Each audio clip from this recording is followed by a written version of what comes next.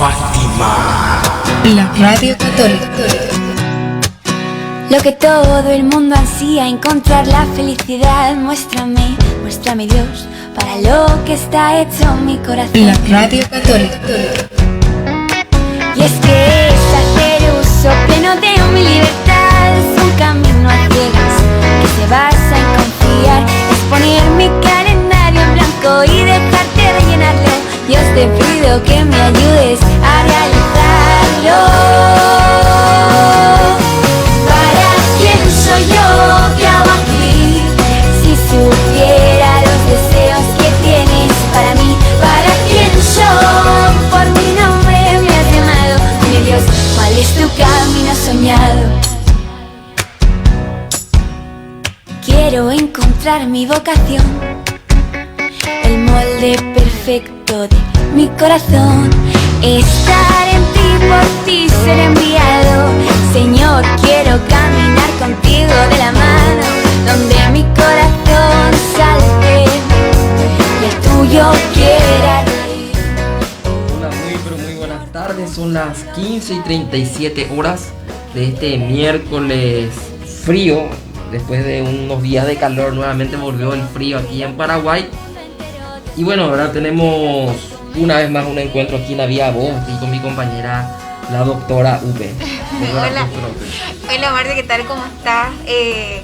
También saludarle a Diego que nos acompaña desde Controles y a toda la gente que está sintonizándonos en otra edición más. Y sí, efectivamente una tarde fría de este miércoles, así que no menos frías que mañana.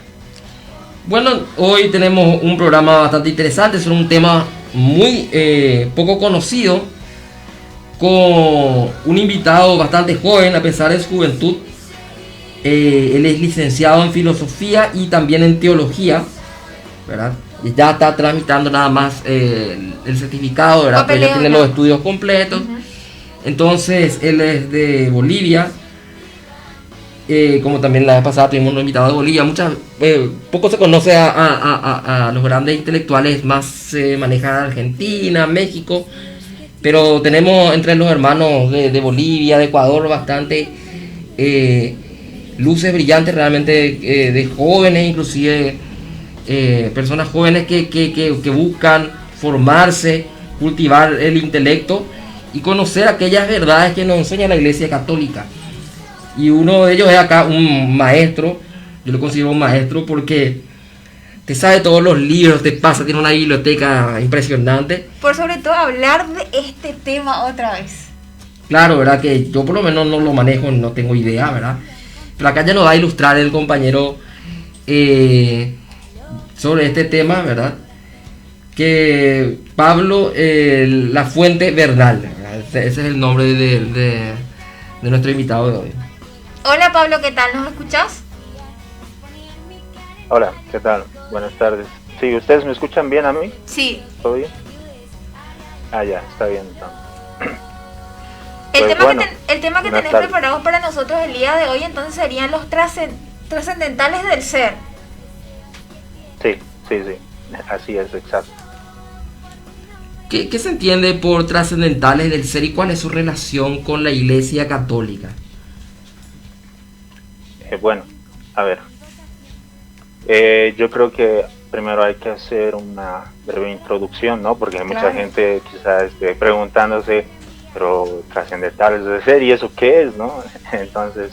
Dejamos entonces a tu disposición este tiempo para que vos puedas introducirnos un poquitito más y podamos entender de paso también esa relación del qué es, cómo se desarrolla, qué compete y qué relación tendría entonces más adelante con lo que es la iglesia. El micrófono es tuyo, querido Pablo. Bueno, gracias.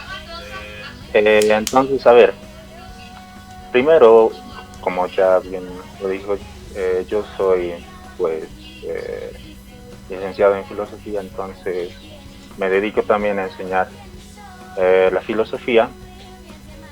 Y como a modo de anécdota, yo en la universidad pues veía que, a pesar de que es una universidad católica, veía que había un tópico muy arraigado en el imaginario colectivo, incluso en los mismos universitarios, de algunos docentes de que la Edad Media y todo lo que tenía que ver con la Edad Media, pues era una época oscura, ¿no?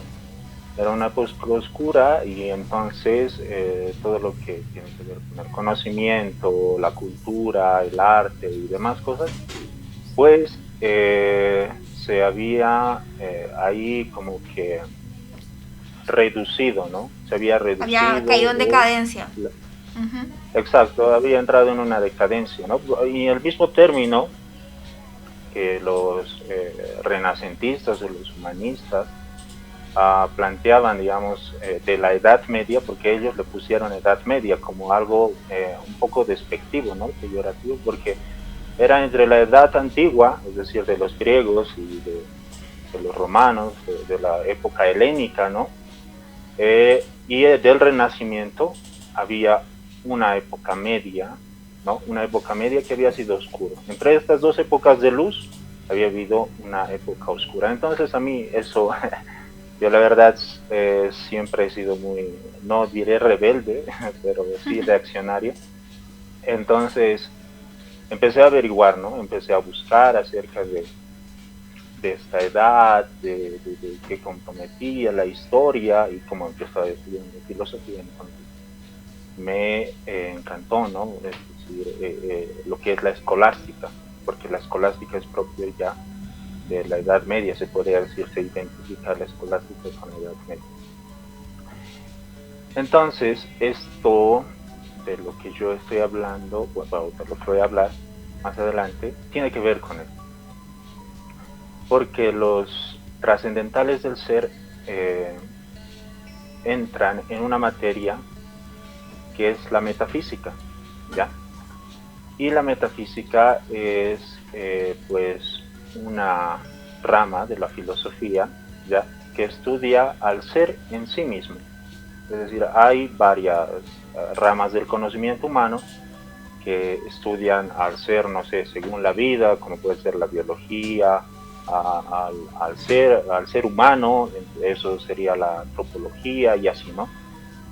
Pero la metafísica es la parte de la filosofía que estudia al ser en sí mismo, es decir, que lo estudia, todos los entes que existen, ya los estudia en sí mismo, cuáles son las cualidades del ser, cómo uno llega a ser, cuál es la esencia de cada ser, hay grados en el ser, y todo eso lo estudia la metafísica.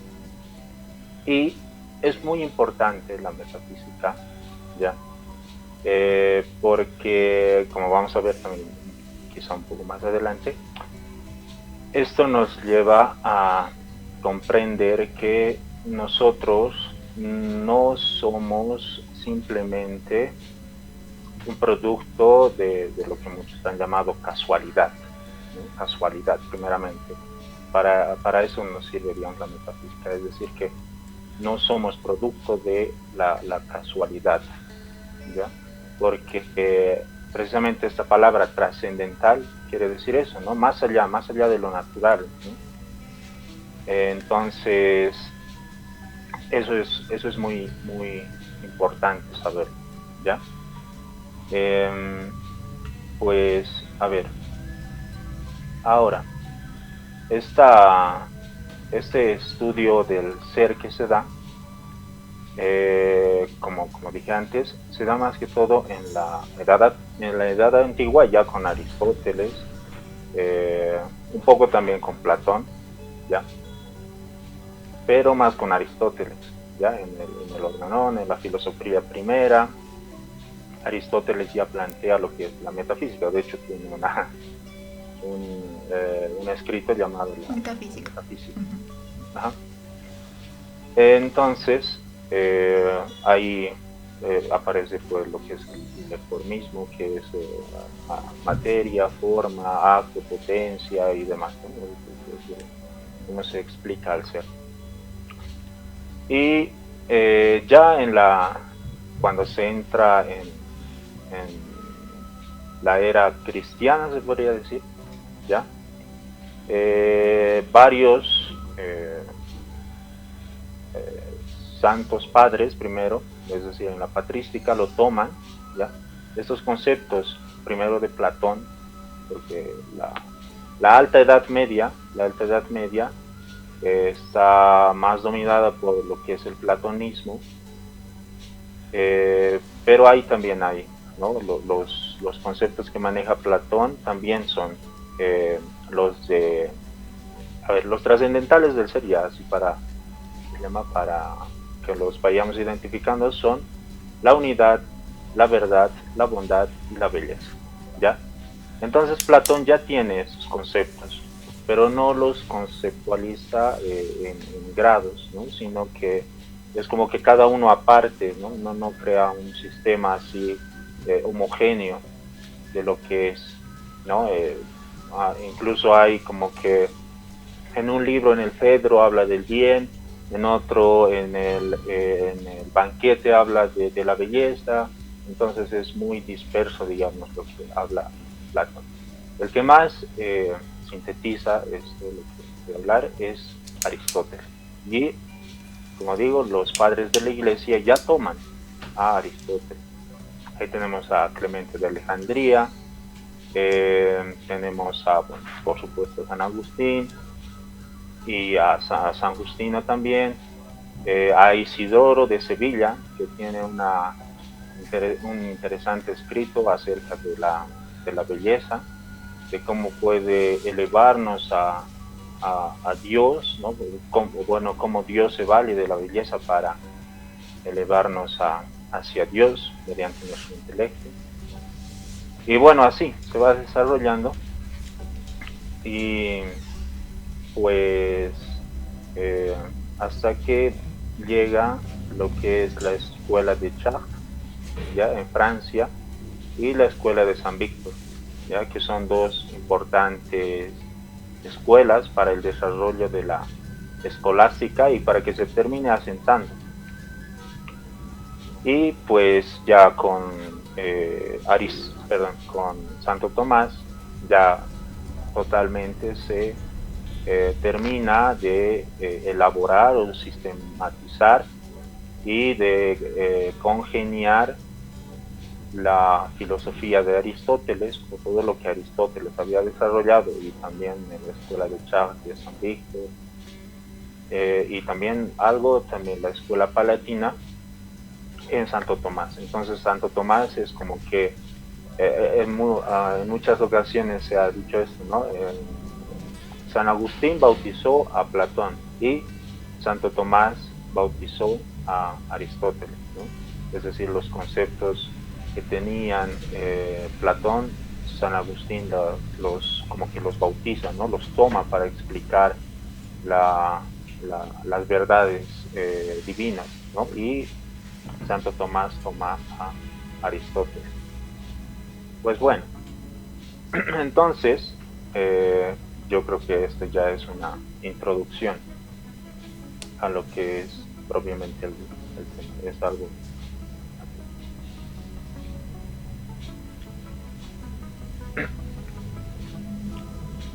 y a ver, luego con lo que tiene que ver esto muy especialmente, digamos, con lo que es la iglesia, la fe y demás, es porque es, como decía antes, Dios nos ha dado lo que se llama las potencias del alma, ¿no? Que son el entendimiento y la voluntad. Hay una más que se podría considerar un ejercicio, que es la memoria, pero mayormente se maneja que nosotros tenemos dos potencias del alma, que es el entendimiento y la voluntad. Y con el entendimiento nosotros podemos abstraer conceptos que, por ejemplo, los otros seres vivos no pueden, como los animales, ¿no? Que en la escala de Aristóteles también está así, ¿no? Es decir, las plantas son nutricionales o tienen una facultad nutritiva. Los animales tienen nutritiva con sensitiva, y nosotros tenemos nutritiva, sensitiva y racional, ¿no? Y esa racionalidad nosotros la tenemos precisamente porque somos imagen y semejanza de Dios, ¿no? Porque tenemos esas potencias. Entonces, como decía, el tener estos conceptos o el abstraer estos conceptos, ¿ya? Del ser, de todo lo que existe, ya solamente nosotros lo tenemos. Es decir, hallar verdad, solamente nosotros podemos hacerlo. Hallar bien, bondad, es decir, ponernos también parámetros morales, solamente nosotros podemos hacerlo. Hallar belleza y poner también como que una estética para que parametre eso, también nosotros podemos hacer, ¿no? Entonces, esto está muy relacionado con la iglesia porque nos da una intuición de que nosotros podemos hacer eso, es decir, trascender, ir más allá, ¿no? Es decir, ir más allá del mundo natural, del mundo material, ¿no? Y trascendental precisamente se contrapone con inmanente, es decir, solamente lo que está aquí, lo que está en el plano natural o en el orden temporal de las cosas, ¿no? Y esto, pues, como les digo, en la Edad Media se da mucha importancia a esto, porque es fundamental, ¿no? En la filosofía, si tomamos, también es muy importante, porque la verdad es como que, en la verdad, la ciencia que se podría decir que estudia la verdad sería la lógica y la epistemología, ¿no? En la moral, en el bien sería lo que sería la ética, ¿no? Y también la axiología, y en la belleza también la estética o la axiología. Entonces, esto es muy importante, porque las verdades para nosotros serían los dogmas, ¿no? Que eso se estudia en teología sistemática o teología dogmática. El bien se estudia la teología moral, y la estética se podría decir que es la teología espiritual, ¿no? Porque es a partir de la belleza, y esto más adelante también lo voy a mencionar, es a partir de la belleza, como también les mencioné, que Isidoro de Sevilla ve que nosotros podemos acceder a Dios, ¿no? Porque es precisamente con la belleza con quien tenemos un contacto más directo, porque es una percepción directa, ¿no? En cambio, la verdad, el bien, es como que tenemos que razonarlas, como que tenemos que está un poco más alejado, ¿no? Es intrínseco. Que, pues, ¿cómo? Serían como valores o principios intrínsecos. Ajá, exacto, sí, ¿no? Entonces es más accesible llegar por la belleza a Dios, ¿no? De hecho, y esto también lo recoge el actual catecismo en los 240 y tantos, no sé, ahora también me acuerdo, pero de que distingue lo que es la teología de la oikonomía. La oikonomía era precisamente para los padres de la iglesia esta forma de llegar a Dios por las cosas creadas, ¿no? Es decir, lo que en la teología natural se conoce como la oikonomía, que es llegar a Dios por las criaturas, ¿no? Y esto también lo dice el libro de la sabiduría en el capítulo 13, de que los hombres han buscado a Dios, ¿no? Han buscado mediante sus obras a Dios, pero no han encontrado al autor de las obras, sino se han quedado simplemente en las obras. Y ese es el origen en filósofo francés, bueno, católico, Gustave Thibon, dice esto, ¿no? Es decir, se han extraviado, ¿no? Es decir, buscando al autor, se han quedado con sus obras, y por eso la razón que da él, que tiene un buen estudio acerca de esto, del politeísmo que se da. Pero bueno, esta relación que guardan estas cuatro cuatro trascendentales del ser. Es decir, que estas cualidades, que es de unidad, de verdad, de bondad y belleza, las tienen todos, o sea, todos los seres tienen estas cualidades. Por eso es los trascendentales, por eso está dentro de la metafísica, ¿no? Porque todos tienen estas cualidades. Por el simple hecho de ser una obra de Dios, todas participan, ¿no? Nosotros participamos. El único que tiene, digamos, estas cualidades en esencia es Dios. Y nosotros somos partícipes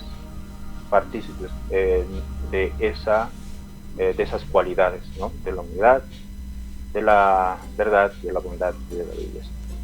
Y están muy unidas, ¿no? Están muy unidas, están compenetradas, no se puede entender una sin la otra. Y este tema es muy importante dentro de la Iglesia, porque,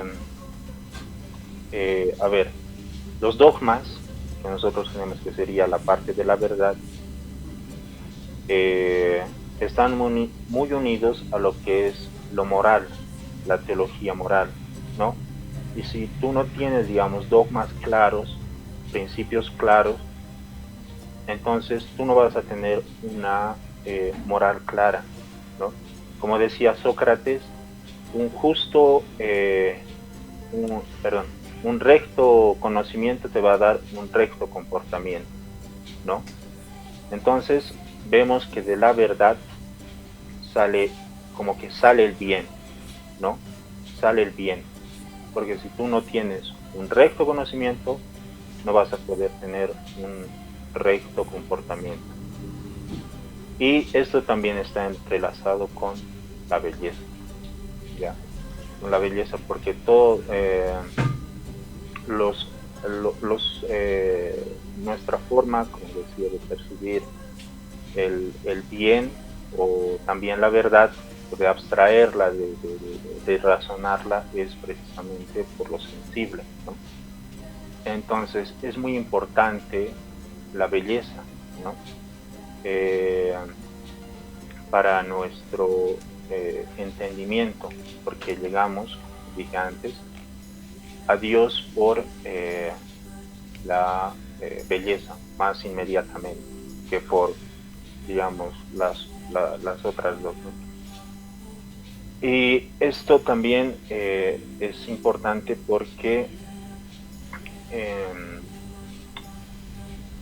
en el mundo quizá moderno, digamos, sin todavía entrar en la iglesia, en el mundo moderno, primero se han perdido los parámetros para una verdad objetiva. Entonces eso ha decantado a que se pierdan los principios o parámetros para una moral objetiva. Y eso ha terminado en que no haya parámetros para una belleza objetiva, ¿no? Ustedes si ven el arte moderno, pues el arte conceptual, no sé, de una banana ahí colada con un escote en una pared y que está a millones de dólares, o de Joan Miró, de Andy Warhol o demás, y es como decir, ¿en qué hemos caído? Hemos ido, digamos, de Rembrandt, de Botticelli, de Miguel Ángel a Warhol y a Joan Miró. Es que eso es impresionante, ¿no? Y hay que esto verlo, por eso que precisamente, ¿no? Cuando tú ya has dejado las verdades objetivas, cuando ya has dejado la moral objetiva, entonces este es el resultado. La belleza, precisamente, es decir, en la estética es donde más se nota eso, ¿no? Es decir, hemos pasado también, o sea, por ejemplo, no sé, de un Mozart, de un Mendelssohn, de un Vivaldi a un, no quiero hacer aquí, pero Bad Bunny o de cualquier cosa, ¿no? Entonces, ustedes ven que esto ha ido decayendo, ¿no? Es decir, ha ido decayendo. Es precisamente, como les digo otra vez, y no voy a cansar de insistir, que está dejado la verdad, la bondad, ¿no? Y eso ha ha precisamente decantado en esto. Justamente, Decantado en esto. sí, discúlpame que te interrumpa, ¿verdad? Porque considero muy importante este punto, ¿verdad? Según lo que comentás, en las propiedades de la trascendencia del ser, como entiendo, existe entonces un orden, Exacto, ¿verdad? exacto, exacto. Existe un orden, ¿verdad? Y la unidad que mencionabas es también una propiedad, aparte de lo que sería bien, belleza y verdad, o sea, verdad, bien y belleza, o es como una propiedad que integran esas tres propiedades. Eso no me está quedando claro. Bueno, la unidad precisamente es eso, es decir, el orden que guarda en relación a sí mismo un ente, ¿no? Por eso digo que si, por ejemplo, algo no es verdadero, o sea, que no tiene verdad, o esta propiedad, digamos, esta cualidad, o la tiene, digamos, reducida, pues tampoco puede ser buena ni bella. Si algo no es bello, tampoco puede ser bueno ni verdadero. Si algo no es bueno, pues tampoco puede ser verdadero ni bello, ¿no? Entonces esto es más o menos lo que es la unidad, es decir, la identificación de sí mismo, ¿no? Del ser, ¿no? Y lo que tú dices es importantísimo también del orden, porque lo que ha pasado ahora es que pues el orden que se tenía, precisamente estos parámetros que se transmitían de alguna forma de generación en generación y que se ha sabido custodiar, pues han ido como que desapareciendo, ¿no? O dejándose, y pues el orden se ha subvertido, ¿no? Y es precisamente esto, ¿no? De dejar la unidad, ¿no? Cuando tú no tienes una unidad, es decir, en cuanto a esto, es decir, de que la verdad, de la verdad tú tienes que sacar la ética, y de la ética y de la verdad tú tienes que sacar la estética, entonces ahí ya te dispersas, ¿no? Ahí te dispersas, todo lo que tú podrías haber, digamos, como que hecho, se dispersa, se disgrega, porque precisamente no hay orden. No hay orden porque no hay unidad, ¿no? Entonces es esto guarda relación, así precisamente. Estaba tomando apuntes de todo lo que nos estabas enseñando. Y lo que voy uniendo cabos, ¿verdad? Cuando hablaba de los trascendentales del ser. No sé si me corregí, ¿verdad? Pero, a ver. Primero, para ir dejando claras las cosas. Dios sería el ser. ¿Y cuál es la diferencia del ser con los entes? ¿Verdad? Porque una vez leí o creo que me encontré con la explicación de que Dios es el ser porque Él es, sin necesitar de nadie para ser, y que los seres creados seríamos seres que somos gracias al ser, ¿verdad? Porque hablamos pues de seres humanos, seres vivientes, pero ¿qué es ser y qué es, no sé si ente o creo que fue Santo Tomás de Aquino justamente el que fue distinguiendo estas cosas, ¿verdad? Sí. Sí, así precisamente, sí. El ser, Dios es el ser simple, aunque suene, digamos, paradójico, pero Dios es el ser más simple. ¿Por qué? Porque es espíritu, ¿ya? Es espíritu y es espíritu puro, ¿ya? En cambio, no, hay seres que son más compuestos, y entre ellos estamos nosotros. Entonces, Dios es la causa final, el primer principio y la causa final de nosotros, de todos los seres, de todo lo que existe. Dios es el principio, ¿ya? Y eso, como tú ya lo dijiste, Santo Tomás lo explica e incluso lo toma en una vía para demostrar la existencia de Dios, ¿no? Entonces, es precisamente que Dios es el ser, Él existe, pues, o sea, sin necesidad de nadie ni de nada, ¿no? O sea, Él precisamente por eso es eterno, ¿no? Él no necesita de nadie para existir, no tiene ni principio ni final, y pues sí, Él es el ser simple, es decir, es el espíritu puro, ¿no? Él es, en cambio, por ejemplo, los ángeles son espíritus, pero no son puros porque poseen también un entendimiento, un entendimiento en cuanto a lo cognitivo y demás, pues mejor que el nuestro. Y de ahí entra el espíritu con lo corporal, que se llama nosotros. Entonces, y así.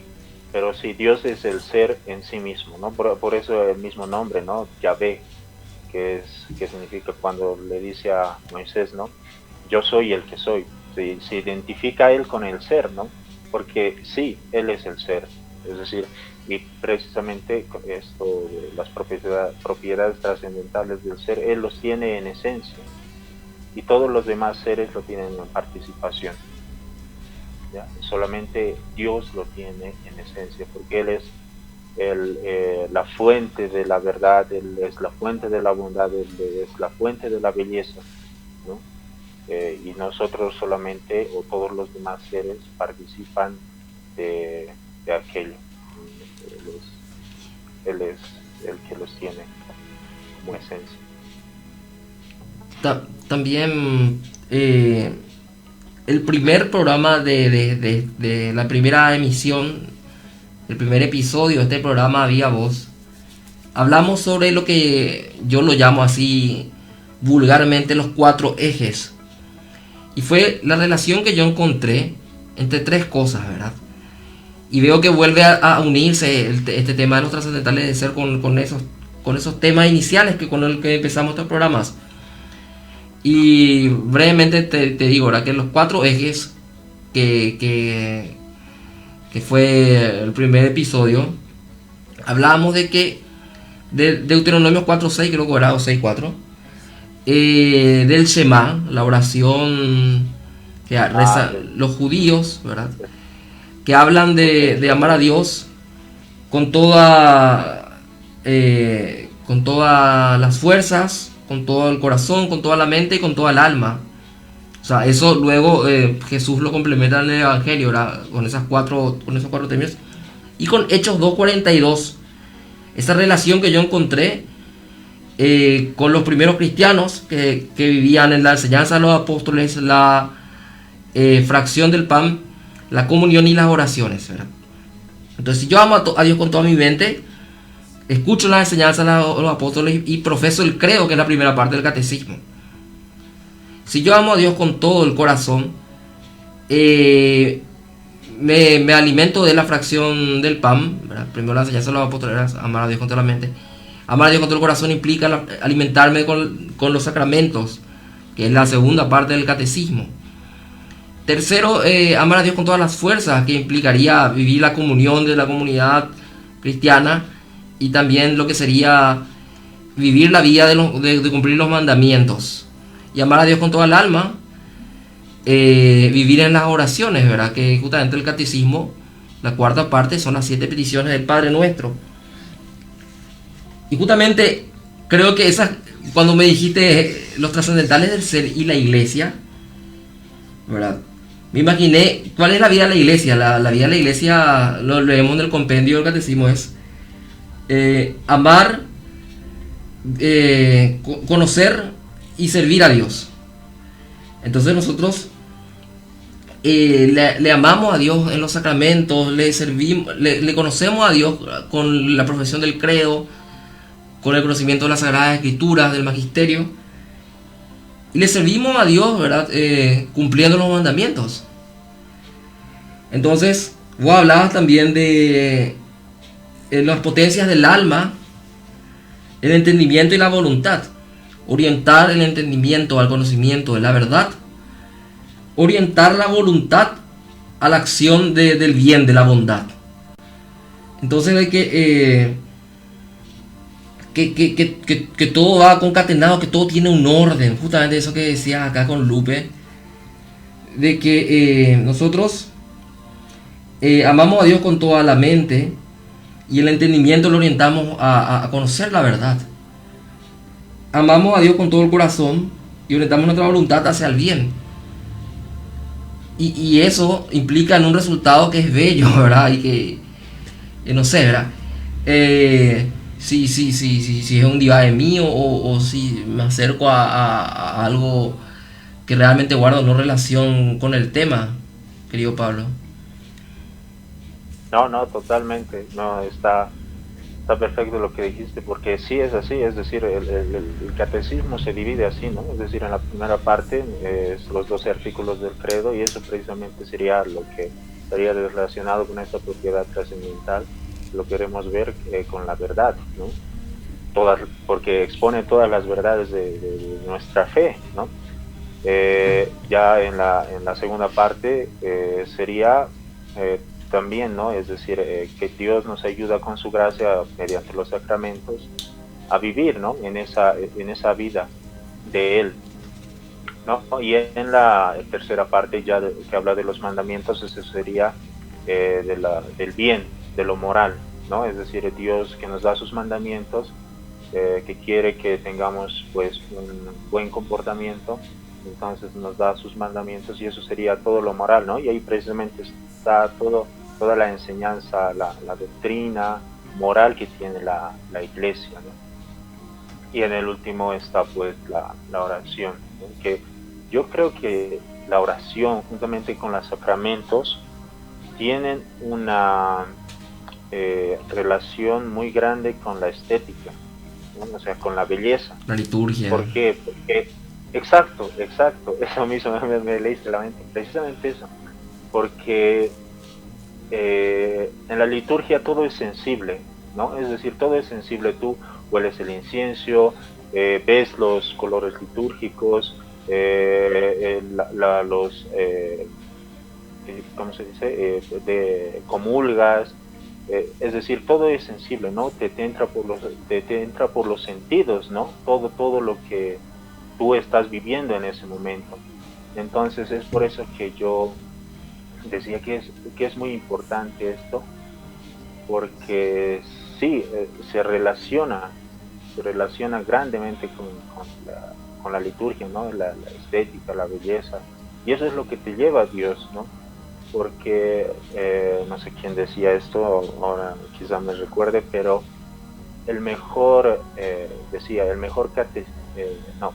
la mejor catequesis es una liturgia bien celebrada. La mejor catequesis es una liturgia bien celebrada. ¿Por qué? Porque mediante la celebración ya de la Santa Misa, que esté bien celebrada, tú ya y te compenetras con ese misterio, ¿no?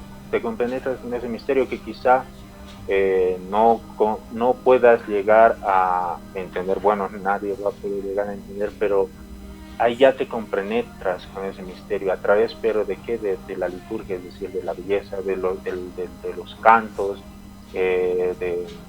del arte incluso que pueda tener un templo. Yo recuerdo que había un francés, no era Renan, pero bueno, era un medio paganillo ahí, que decía, cuando entró a la Catedral de Estrasburgo y también a la Catedral de Chartres de Francia, dijo, los hombres que construyeron esto tenían dogmas, nosotros tenemos opiniones, y con opiniones no se construyen catedrales, ¿no? Entonces es precisamente esto, ¿no?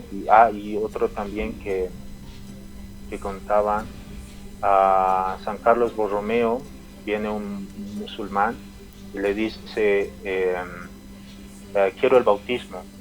¿Y quién te predicó para que quieras recibir el bautismo? No. Y dice, no, yo al haber escuchado el canto gregoriano, pues ahí dije, no puede ser falsa una religión que tenga tal belleza en su canto. Entonces esto es muy interesante, ¿no? Lo que dices. Es decir, que sí, precisamente esto, ¿no? De cómo está dividido incluso el catecismo es cierto, guarda una relación, y eso es precisamente lo que yo aquí quería dar a entender, porque es cierto, es totalmente cierto. Es decir, sí, sí. Y eso es un poco quizá lo que viene pasando en la iglesia, ¿no? Es decir, algunos, ¿no? Están dejando pues las verdades objetivas, es decir, los dogmas. Entonces, al dejar los dogmas se deja la moral objetiva, y al dejar la moral y los dogmas objetivos, entonces pues se ve en la liturgia, ¿no? No recuerdo, creo que era el santo cura de Ars, que decía: ve cómo celebra un sacerdote la misa y verás, espera y verás si es bueno, ¿no?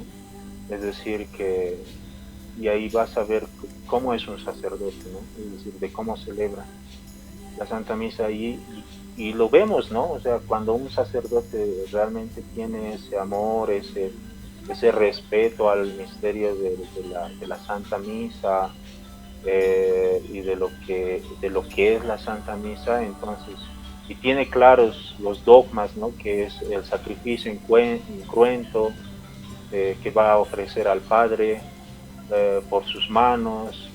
O sea, si tienen consciente eso, ¿no? de esos dogmas, si tienen consciente, digamos, la moral objetiva también, entonces, claro, va a tener en cuenta ese respeto, es decir, va a querer expresar lo mejor posible aquello de lo que está convencido, ¿no? De esas verdades de las que está convencido. Y cualquiera, ¿no? Cualquier católico es así, cualquier persona, yo diría. Por eso es muy importante, yo creo, ese aforismo, esa frase de Sócrates, que un recto conocimiento te da un recto comportamiento, y eso. También nos hablabas de que dentro de la filosofía, Aristóteles, sobre todo, la lógica la relaciona con la verdad, la ética lleva implícita lo que es la bondad, lo que es el bien, y el estudio de la estética, el estudio de lo que es la belleza. Esto también lo relacionaste con el dogma, ¿verdad? El dogma que nos da las verdades reveladas por Dios. La teología moral, ¿verdad? La teología dogmática, luego la teología moral, ¿verdad?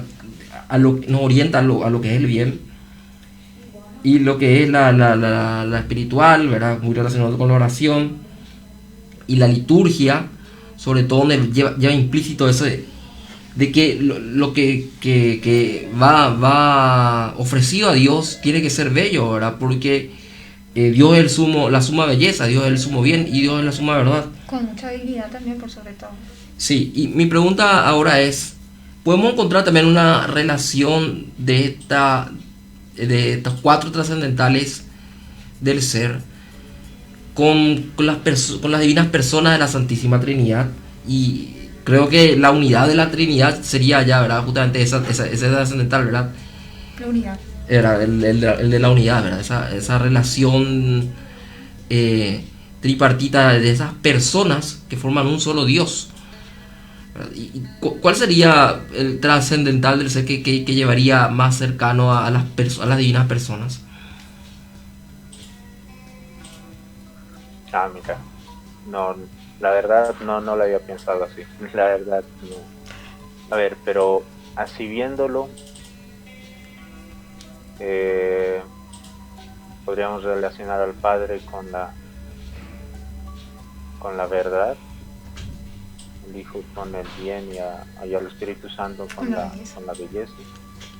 Quizá no sé, la verdad tendría que... ¿Sabes por qué te hago esa pregunta? Profundizarlo. Sí, yo por ejemplo, un término griego que se encuentra en el Evangelio de San Juan, que al traducir San Jerónimo la Vulgata le pone el término verbo, ¿verdad? Pero en el griego el término que se usa es el del logos. Y no fue una palabra elegida al azar, ¿verdad? ¿Qué puedes decirnos sobre?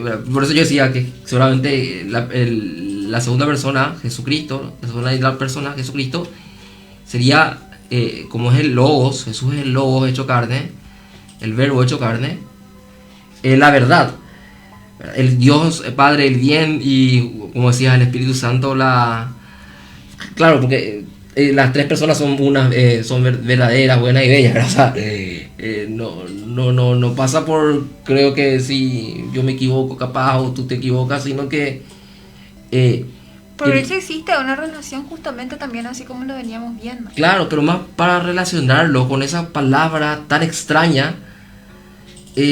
Hoy dentro de los catecismos, de las catequesis en las parroquias, se dice que Jesús es verbo, no sustantivo en alguna que otra canción, pero ¿qué implica para vos que tenés estudio en filosofía?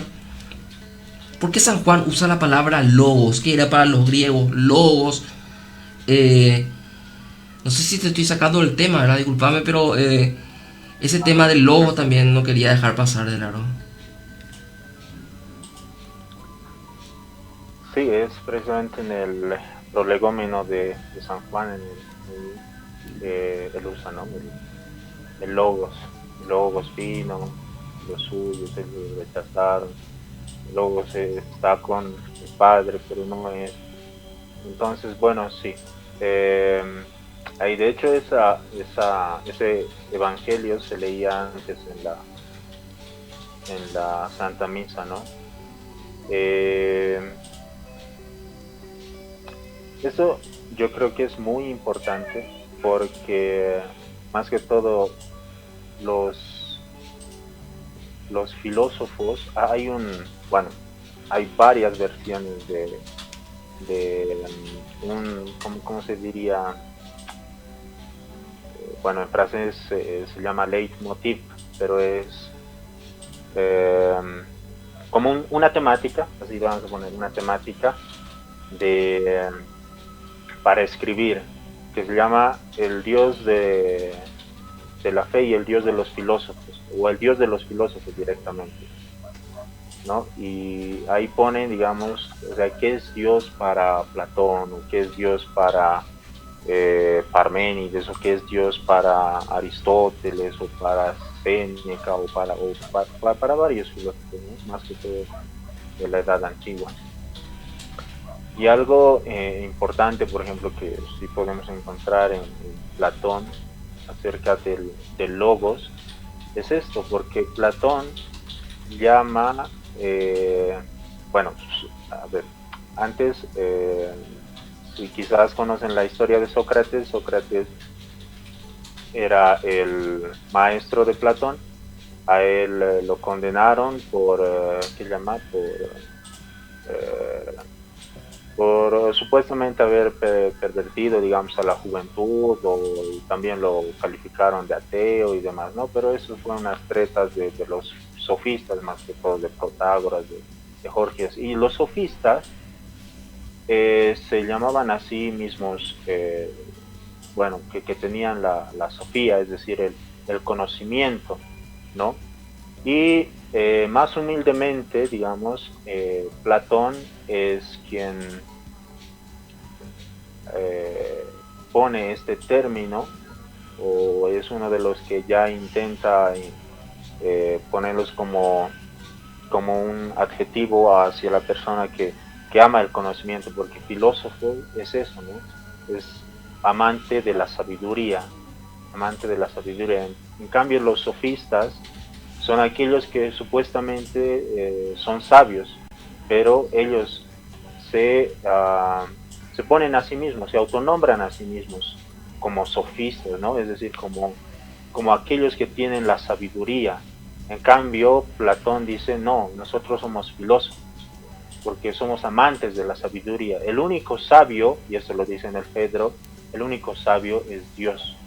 Claro, el Dios de Platón es diferente a nuestro Dios, pero ya esto es un indicio de que la razón no, no contraría lo que es a Dios, ¿no? Todo lo contrario, ¿no? Se le reconoce como una fuente del saber, es decir, nosotros somos amantes de la sabiduría, porque el único el único sabio es Dios, ¿no? Entonces yo creo, muy importante este término de logos, ¿no? El logos, porque sí también se le puede traducir como el verbo, la palabra, porque uno cuando tiene una idea y quiere darla a conocer, ¿qué usa? Usa pues la palabra, usa el verbo, es decir, si yo quiero, no sé, que me pasen algo, digo pues, pásame esto, ¿no? Entonces, esto visto desde lo que es la fe, pues Dios nos da a conocer su voluntad, nos da a conocer todas las verdades que nosotros tenemos, todos los mandamientos también que nosotros tenemos ya como cristianos, mediante Jesucristo, ¿no? Mediante Jesucristo, y es precisamente muy importante, ¿no? Mediante Jesucristo, mediante su verbo, Él manifiesta su voluntad y nos las da a conocer, ¿no? No solamente nos las da a conocer, sino que somos partícipes de este misterio, ¿no? De este misterio precisamente en la Santa Misa, porque hacemos como una unión con Él, ¿no? Pero bueno, eso sí es un tema sí, muy interesante, la verdad, sí es muy interesante, de cómo se relaciona esto de logos con lo que sería la filosofía griega. Hay muchos libros de estos, de hecho también tiene ¿cómo se llama Etienne Gilson, que es un excelente filósofo tomista, que se llama el Dios de los filósofos, que se llama. Y bueno, como digo, esto ha sido una temática que la ha tomado varios autores, ¿no? Pero yo sinceramente recomiendo la de Gilson porque ahí él la explica muy bien también.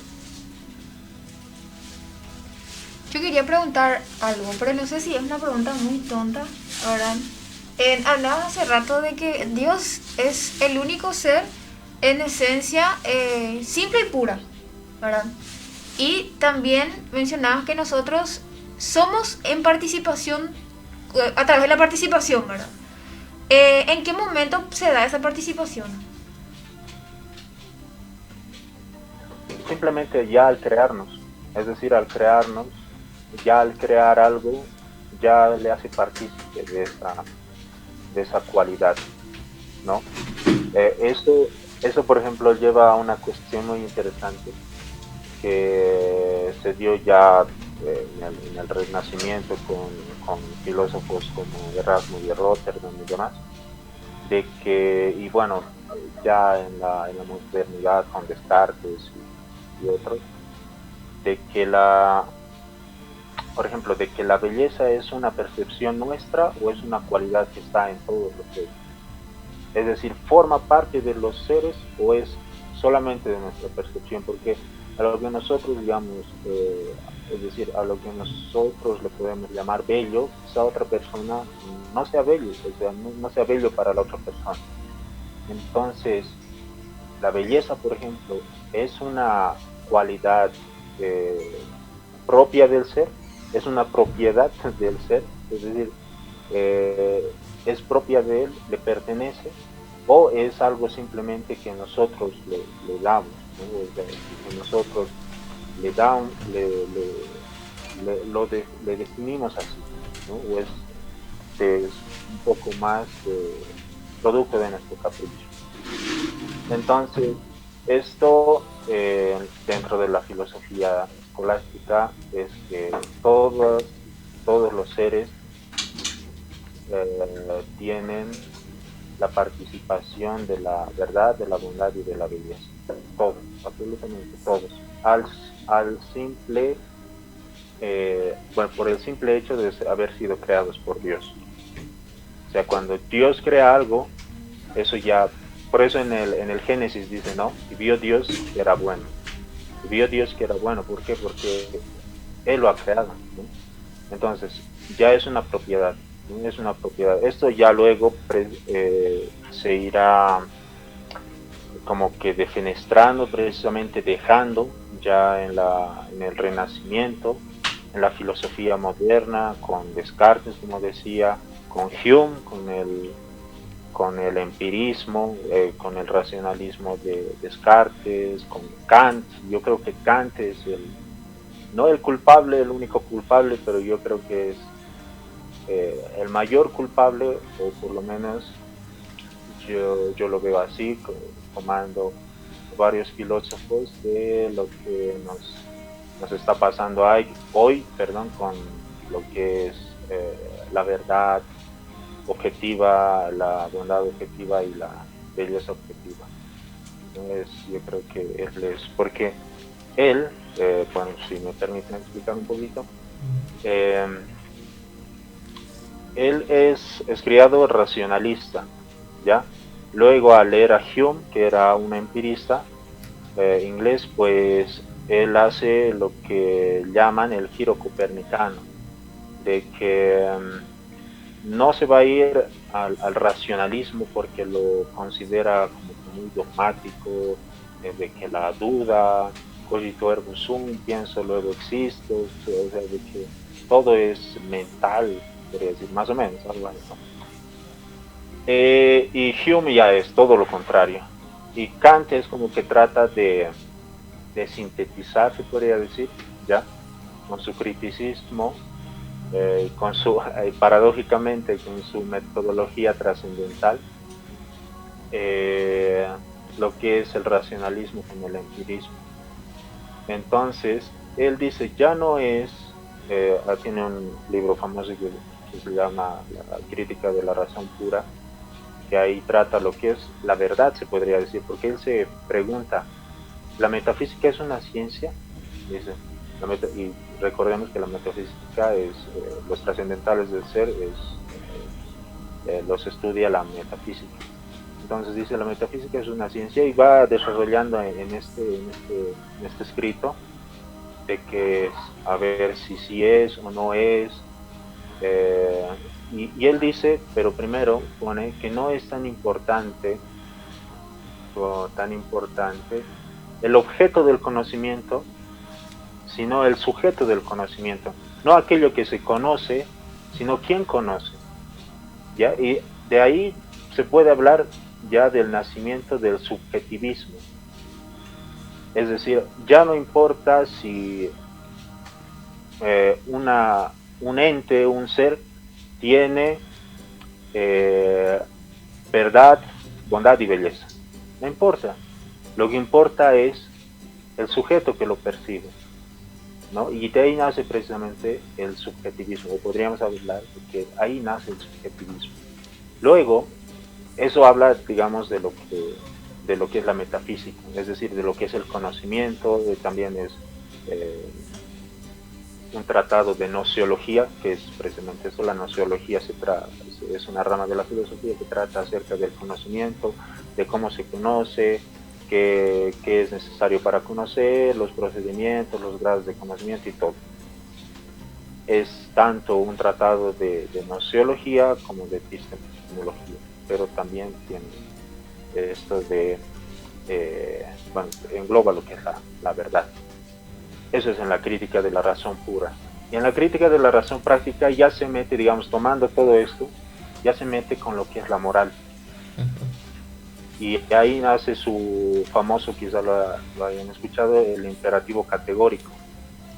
Y dice así, de que él no está de acuerdo primero con las éticas heterónomas, las éticas, como se diría actualmente, condicionadas. Es decir, éticas que tienen principios que te dicen, tú tienes que hacer esto, es decir, con mandamientos. con mandamientos negativos o con la ley positiva de Dios, o la ley positiva divina. Es decir, él no está de acuerdo con eso, porque eso es una ética muy dependiente que depende de esto y solamente se lo hace por cumplir y demás, ¿no? Él está a favor de una ética autónoma, no de una ética heterónoma, ¿no? Y como ha explicado de que lo importante no es, digamos, en sí el objeto, ser objetivos, digamos, el objeto del conocimiento, sino el sujeto del conocimiento. Entonces dice, nosotros tenemos que, un poco y más dice eso, tenemos que crear nuestra propia ética, pero esta ética tiene que ser una ética pues que sea válida para todos. Y ahí nace su famoso imperativo categórico, que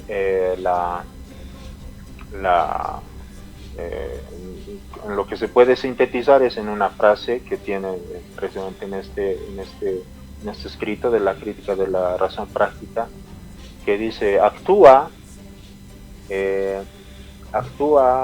que tu máxima sea de comportamiento, que tu máxima sea de tal forma que puedas, que sea la máxima de todo el mundo.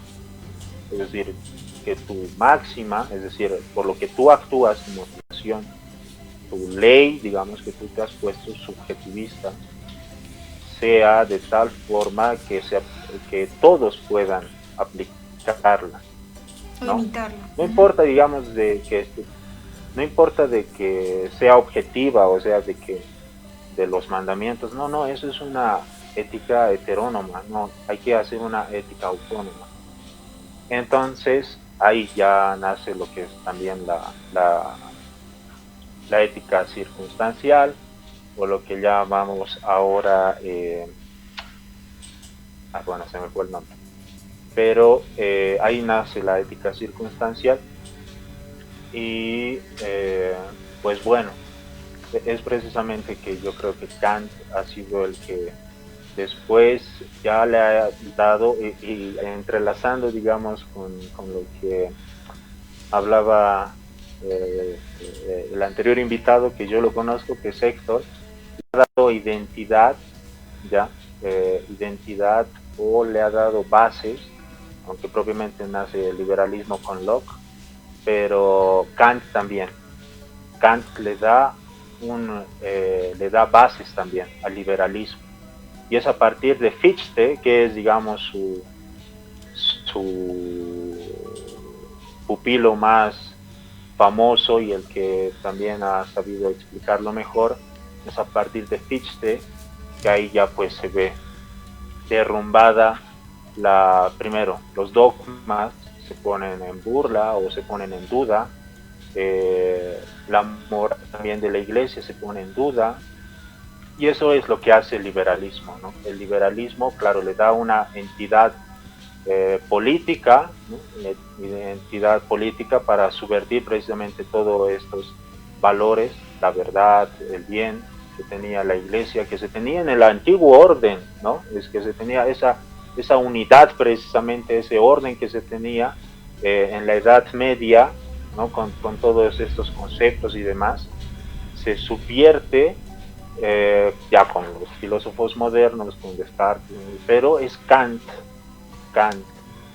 quien le da ya precisamente este giro, ¿no? Es decir, ya no el objeto del conocimiento, sino el sujeto del conocimiento, y a partir del subjetivismo es pues que han ido apareciendo todo esto, ¿no? Y a partir, digamos, de esto de Fichte, le da ya pie a lo que es el liberalismo, ¿no? Al liberalismo, más que todo en Francia.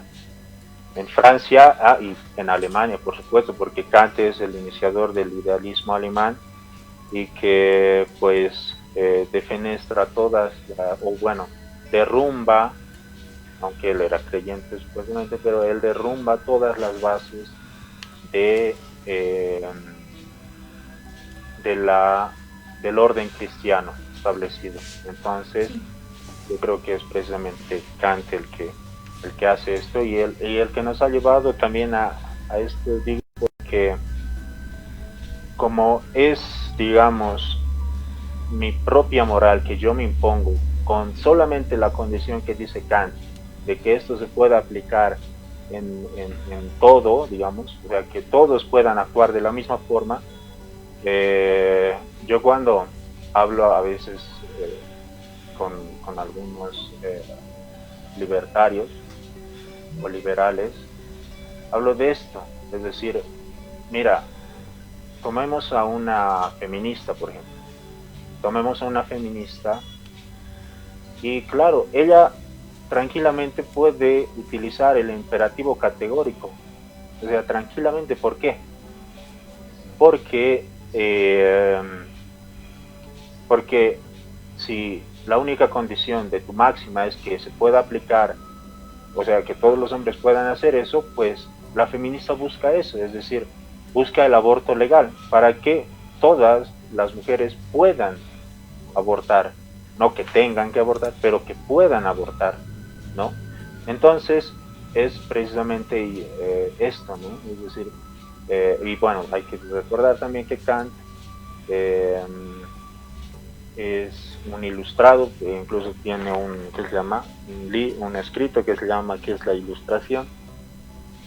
Pero bueno, así, ¿no? Y ahí ya con el idealismo alemán se va subvertiendo el orden cristiano, la cultura cristiana, y entra también precisamente en la iglesia, ¿no? Hay por ejemplo, teólogos que tristemente han tomado a Kant, ¿no?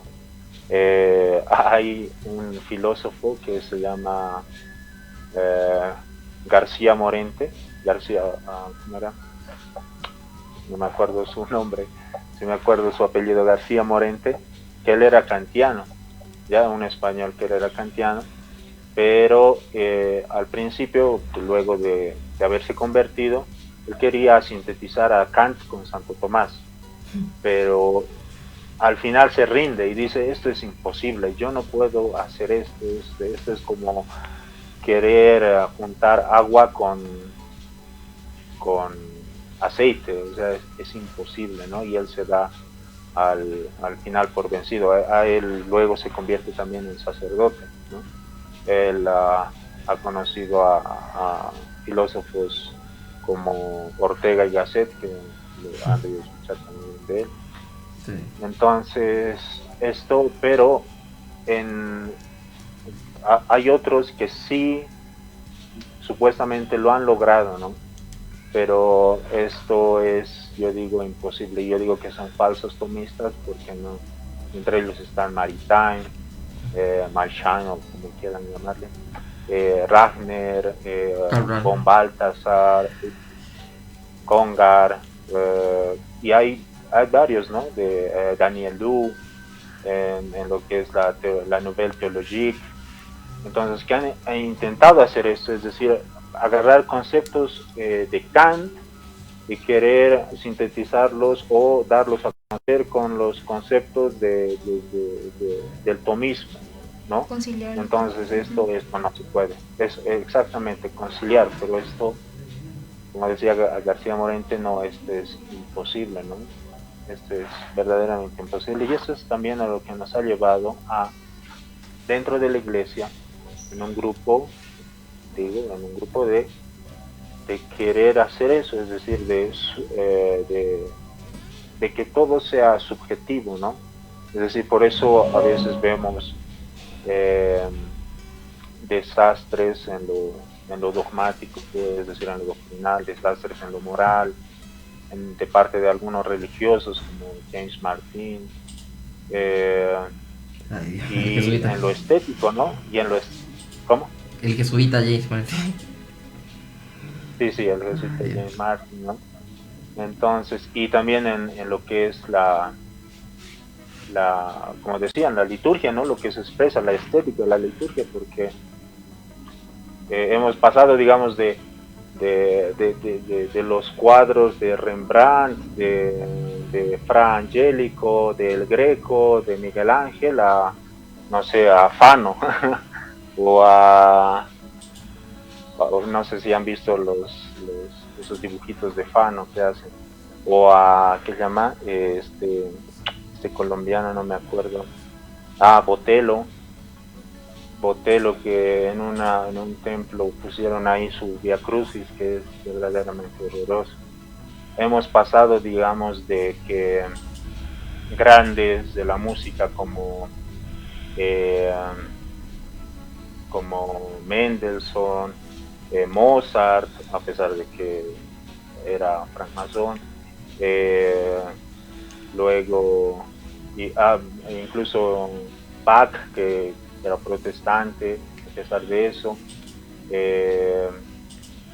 Vivaldi, Mendelssohn y demás,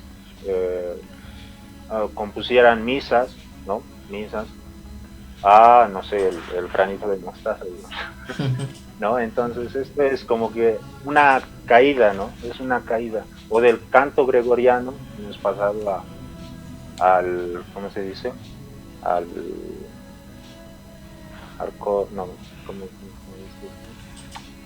Bueno, a lo que se toca hoy, ¿no? Muchas veces música moderna. La música moderna, sí, precisamente, ¿no? Y a querer precisamente eso conciliar, ¿no? Y esto es como digo, es algo de la modernidad, ¿no? Pero que ya ha entrado dentro de la iglesia, ¿no? O sea, ya la iglesia se ha infectado de esto, ¿no? Es decir, antes era como que no una burbuja precisamente, pero sí la iglesia era como que se mantenía como un bastión. Exacto, como reza el lema de los cartujos, ¿no? La cruz fija mientras el mundo da vueltas, ¿no? Es decir, que la iglesia se mantenía así, pero ya luego ahora sí se ve también en estos problemas, ¿no? Y de haber olvidado estas propiedades trascendentales del ser, ¿no? Que las tiene en participación, sí, pero ella más que nadie, ¿no? Más que cualquier institución, ella las tiene, ¿no? Porque es precisamente la que custodia, o la que tendría que custodiar esto, ¿no? Es decir, Dios le da el depósito de la fe a la iglesia, es decir, las verdades, la moral, y también espera de que, pues, según esto, sea, digamos, para nuestra salvación. Entonces, pero ya dentro de la iglesia eso ha pasado estos últimos años. Se ha olvidado de esto. No sé, Marce, si tenés algo más que preguntarle a... Bueno, realmente está interesantísima la charla, inclusive tocamos luego ya después el tema de la modernidad, para todos los filósofos cómo fueron afectando a lo que hoy llaman Occidente, ¿verdad?